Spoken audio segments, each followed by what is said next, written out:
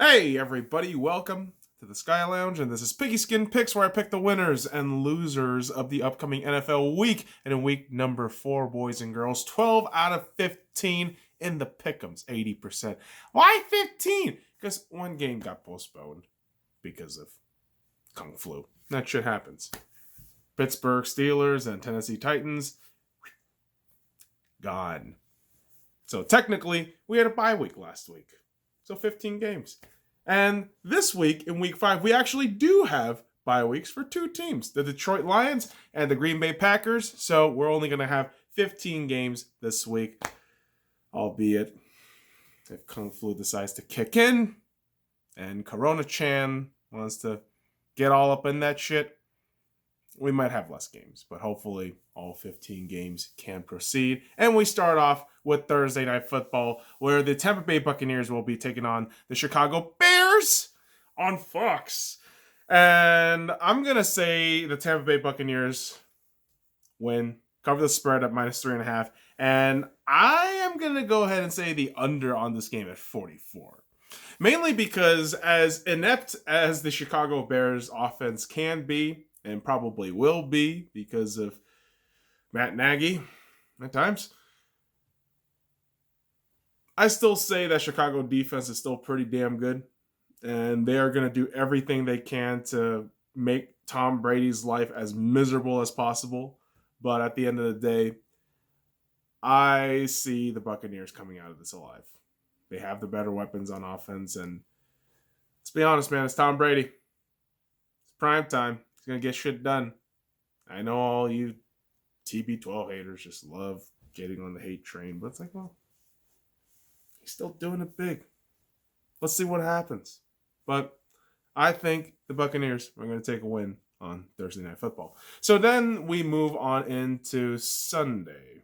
We're going to have football all day, starting from the morning, where we have the Carolina Panthers taking on the Atlanta Falcons. And I'm going to say the Carolina Panthers win this game, cover the +1, and this game probably goes over at 54.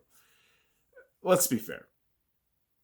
The Carolina Panthers defense is young, but they leak a lot of points, right?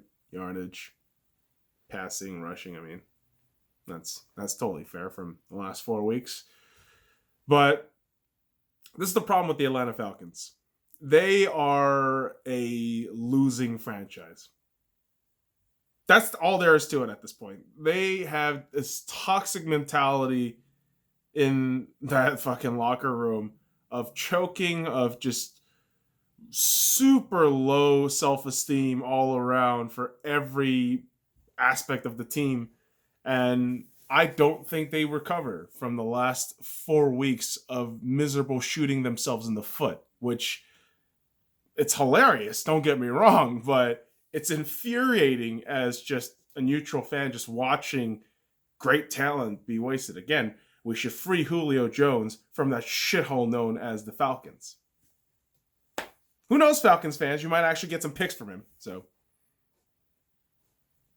just infuriating that he's there over there, just rotting away. So I'm taking the Panthers to win that game. And in the next game, you have the Cincinnati Bengals taking on the Baltimore Ravens. And here's the thing, man. I think the Ravens do win this game, but I think the Bengals cover the +13. And I'm also going to say the under at 51. I don't know what it is. Maybe you'll have a 30-20 score line where Joe Burrow does well enough on his own, but comes up short against a very loaded Ravens defense. And Lamar Jackson is just going to stat pad this game. Because that's just what happens. I mean, you have a bad defense in the Cincinnati Bengals. Let's be fair. It is a pretty goddamn bad defense. But you have Lamar Jackson on the other side just throwing balls, running all over the fucking field. He's going to be fantastic for all you fantasy nerds out there. But just stat padding. Cool. You're beating a bad defense. All right, man. You're just a hater. Oh, all right. Win a playoff game, then come back and bitch about Lamar. But not dealing with that shit. But certainly, I will say the Ravens do win that game relatively easily. But you're going to see some nice Joe Burrow action. So That should be something to look out for. Now, the Jacksonville Jaguars taking on the Houston Texans in a battle in the AFC South. I'm taking the Jaguars. I like them at +6, and I like this game to go over at 54. Again, both defenses are just abysmal. And yeah, I know the Houston Texans just fired Bill O'Brien, but Romeo Crennel, really? You really think that guy who has been an utter disaster as a head coach and just kind of a lackluster defensive coordinator all around, you think he's going to lead you to the promised land of getting your first win in the season? No. The Jacksonville Jaguars, I think they're more loaded on the offensive side, relatively speaking, compared to what you have over there in Jacksonville. Or, I apologize, the Houston Texans. Get my fucking teams confused. My brain's a little pooped out. But hopefully Doug Burrow doesn't poop out on his own brain when he has advantages all over the field. But,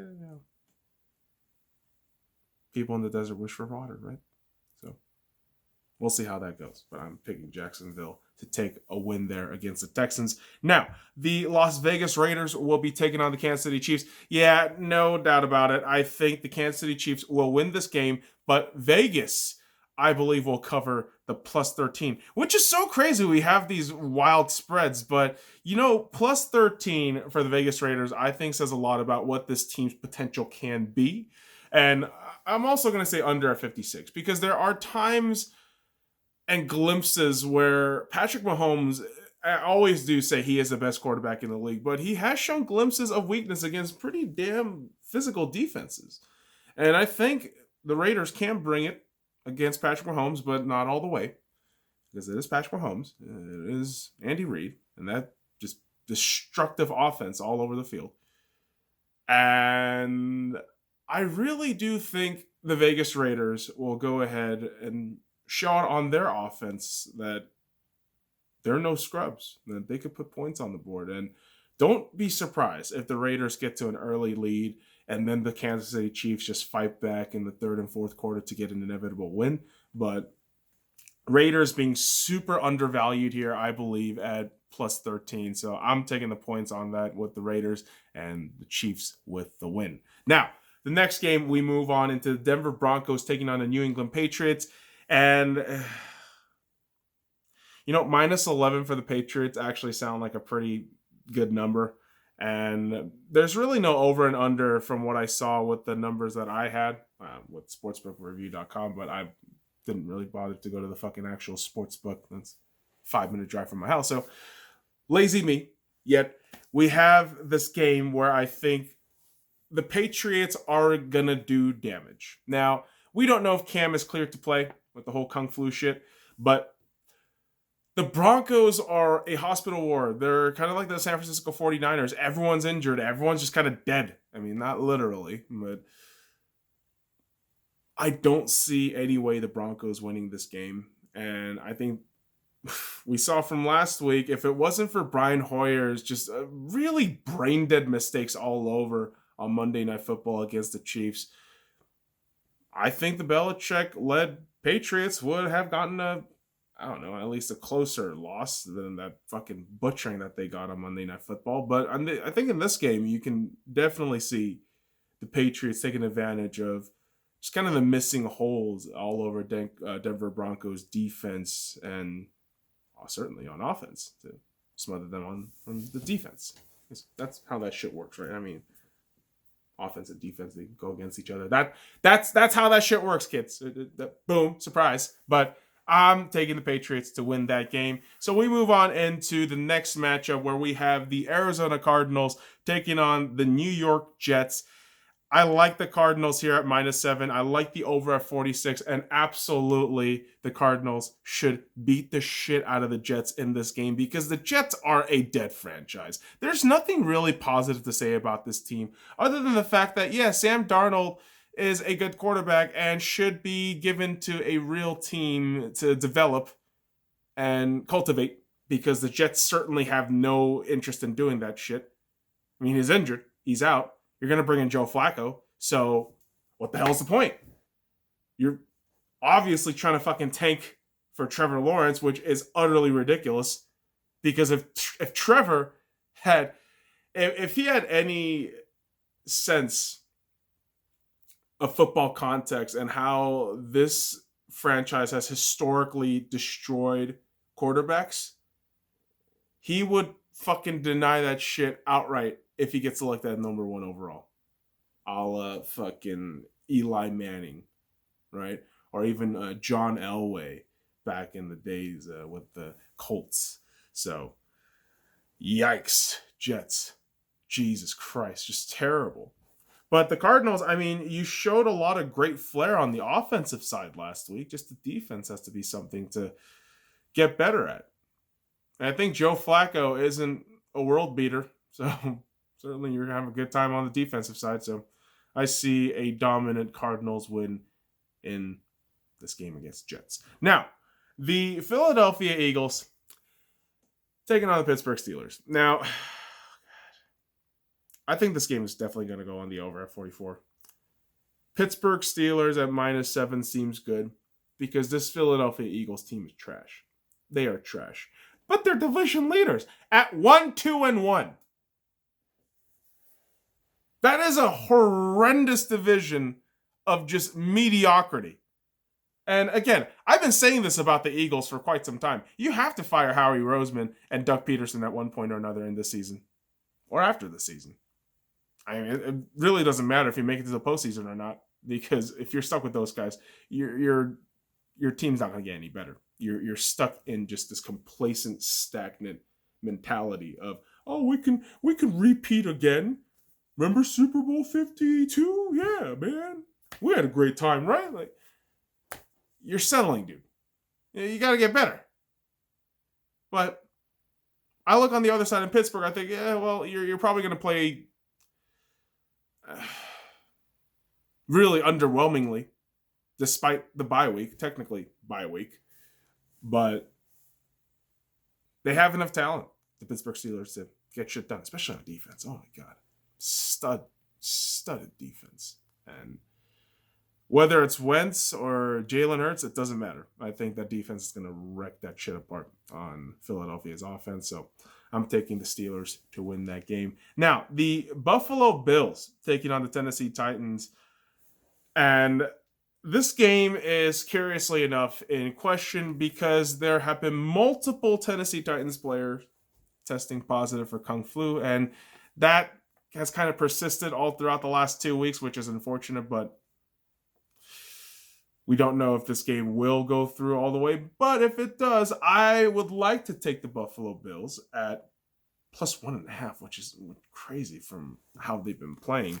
And without the over and under, the general idea of this game, I would think, is low scoring, probably, I don't know, fucking 19-13 kind of game, just slogfest in terms of defense from both sides, and just a battle in the trenches, really, more than, these high-flying offense with fucking 40 points scored on each side and all this bullshit. But I think you're going to have a good old slogfest there, and I'm definitely going to enjoy it if it goes on. So I'm taking the Bills to win that game, and so Titans, maybe their unbeaten streak goes lost. So be on the lookout for that shit, kids.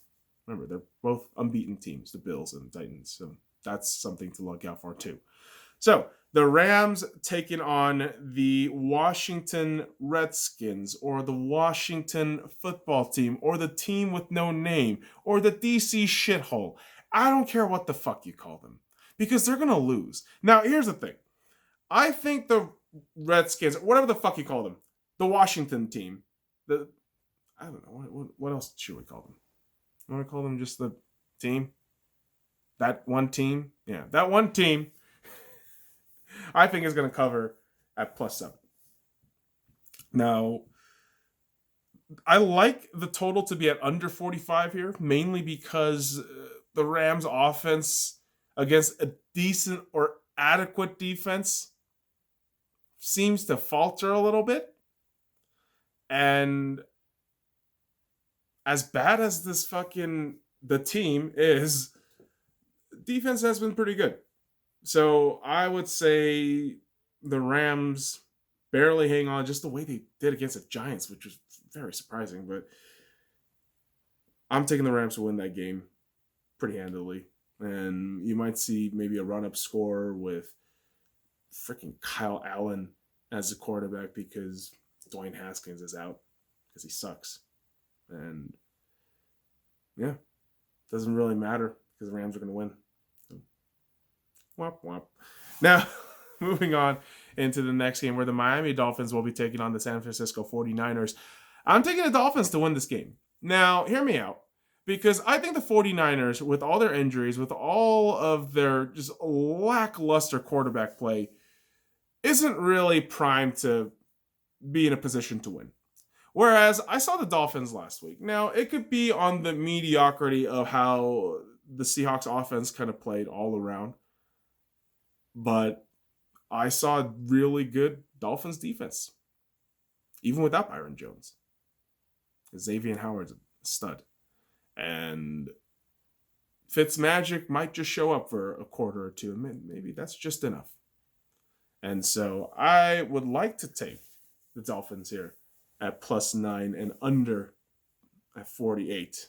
Because I don't really see this 49ers team surviving with all these injuries all throughout the season. I think they're going to plummet in terms of total wins. But that's not an indictment on the 49ers team. That's just fucking freak injuries and shit piling up all over. And that's just, I don't know, unfortunate happenstance. So there you go. I think the Dolphins to win that game. Now, the Indianapolis Colts taking on Cleveland Browns. I'm taking my chances here. I'm going with the Browns. Now, this might be an emotional move, but the Cleveland Browns at +1 and this game at the under on 45, I think are decent calls. And here's the thing with the Cleveland Browns. No Nick Chubb. That's huge. But you still got Kareem Hunt. You can definitely utilize guys like OBJ, Jarvis Landry on jet sweep calls, and hell, utilize Austin Hooper more. I don't really know. They got the whole deal with Njoku because he's basically just 1 foot out the door. But low key, this defense for the Cleveland Browns have been showing up. Now, that fourth quarter last week against the Dallas Cowboys for the Cleveland Browns was kind of disgusting to watch. They were just giving up points all over the field and not really tidying up the final minutes and final moments of the game. So that aspect kind of concerns me. But overall, compared to what you have with Dak with the Cowboys last week, with Philip Rivers with the Colts, I think you're going to get a better chance of sealing a win with the defense here. And I know the Colts defense has been pretty good, and that offensive line for the Colts is just next level shit. I just really doubt Philip Rivers. And so I'm taking the Browns to win this game here. And speaking of the Cowboys, I got beat the fucking tar out of them last week. They will be taking on the Giants. And I think the Dallas Cowboys takes care of the New York Football Giants pretty handily. I think they do cover the -10, and I think this game goes over at 54. Reason why I say that, Dallas Cowboys defense is trash. There's no other way to put it. They are trash. They're not good enough. Daniel Jones might get a couple of fucking touchdowns in there. Although, let's be really fair, the Giants, right next to the Jets, are one of the worst fucking teams in the National Football League. So I don't trust them enough to put points on the board. Yet, the Dallas Cowboys might just snooze off just enough on defense to allow that total to go over at 54. So, yikes. Cowboys. You know, it's weird. You can still win the division. You can still win the division technically at 6-9-1. That's what could potentially happen. Weird, huh? Yeah, the NFC East is shit. We all know that. Although, if you're a fan of any of the NFC West teams, you are sweating every fucking week because any slip up means any team just one win away from you will just pounce on top. And the Seattle Seahawks have a tremendous task this weekend on Sunday Night Football against the Minnesota Vikings at CenturyLink Field. Now, no 12th man, no fans there. And it's curious because I actually wanted to go to this game for a birthday weekend kind of trip. And watch my Seahawks take care of the Vikings. But right now, with Jamal Adams out, with guys like Quentin Dunbar out, although yeah, you got Neal in there, right? You got Shaquille Griffin. I mean, you could plug in Trey Flowers if you're a suicidal maniac, but I don't think it's gonna be an easy, give me win as we usually deal with the Vikings as Seahawks fans. So, although I do say the Seattle Seahawks win this game, I think you're going to see a massive shootout between these two teams. Something along the lines of 40 to 32, 31.